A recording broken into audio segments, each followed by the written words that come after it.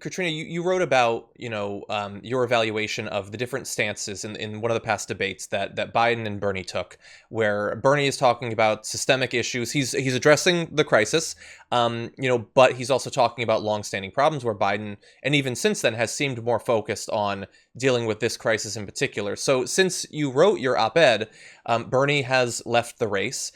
We have some initial idea of Biden. I saw it was announced today that he's going to support lowering the age for Medicare down to Right. 60, which is not the same thing as Medicare for all, should be acknowledged. What do you think the prospect is for, through the course of the rest of this primary, more of Bernie's proposals being incorporated into the Democratic Party platform and into Biden's platform in particular? Very good question. So Bernie Sanders suspended his campaign, but he did not end the struggle.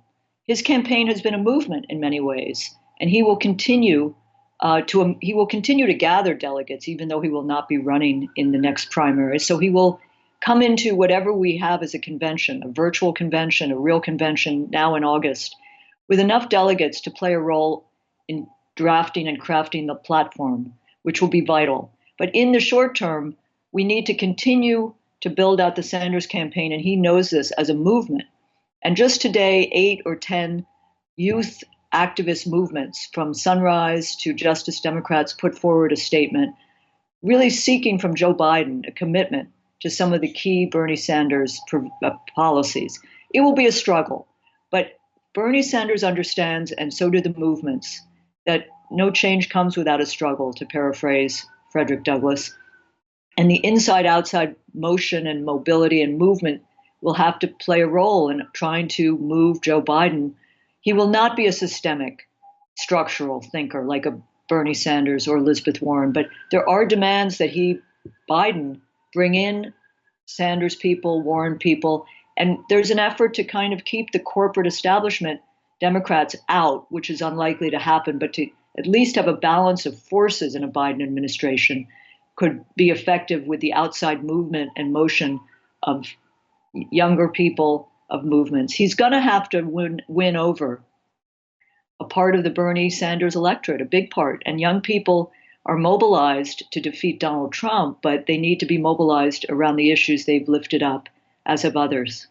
So, as you say there, he's going to both want to and need to appeal to this part of the electorate. But there's sort of two dueling issues. One issue is that he doesn't have the positions right now. The Right. other is that there is definitely a gap of trust that, this group is not predisposed, a group which I consider myself very much a part of, is not predisposed to necessarily believe his overtures that might be coming. So from your point of view, what do you think he will need to do for it to be taken as authentic? Is it going to be about the right VP or the right appointments? I What think can he those do? are. I think people matter. People matter. Appointments matter. I think his commitment to issues matter.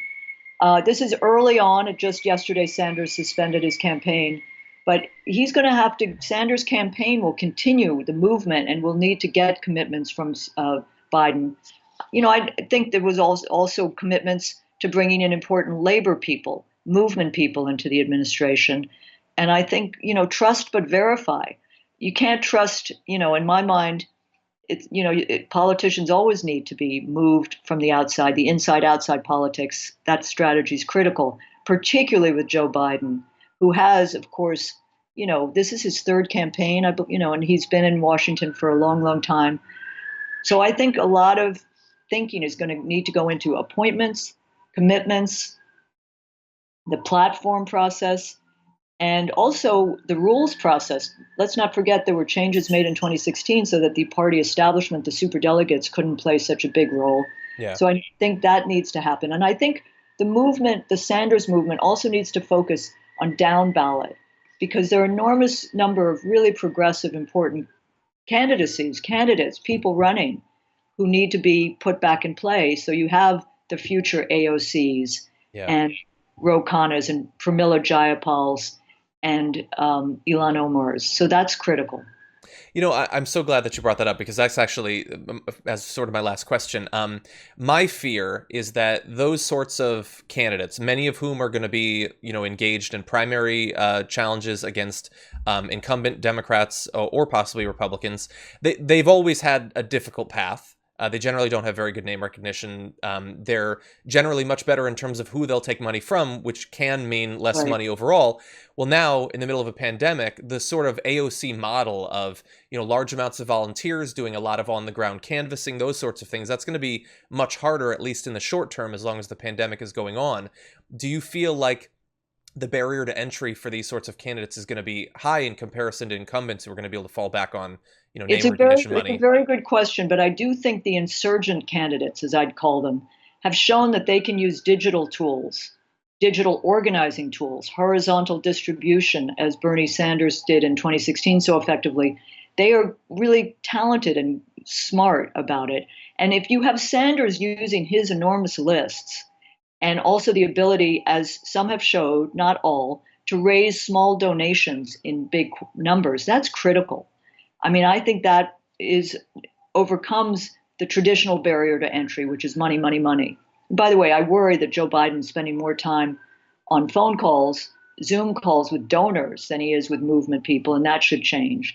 But I think the jury is out, the verdict is out as to whether this moment is going to really hurt insurgent candidates, because I think there's creativity and energy, and the Sanders, quote, movement needs to rally around those insurgents to build them up, to amplify their voice, amplify their small donor giving possibilities. So I think there are real opportunities even in this crisis. I think so, and I think you've done a great job in spotlighting several of them. Katrina, thank you both for your writing and for joining us today. We really do appreciate it. Thank you, John.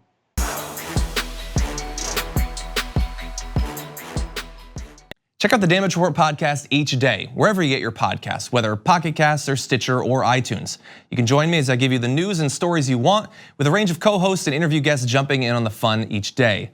Again, that's the Damage Report, wherever you get your podcasts. And if you get them at iTunes, don't forget to rate and review. Sometimes I'll read them live on the show.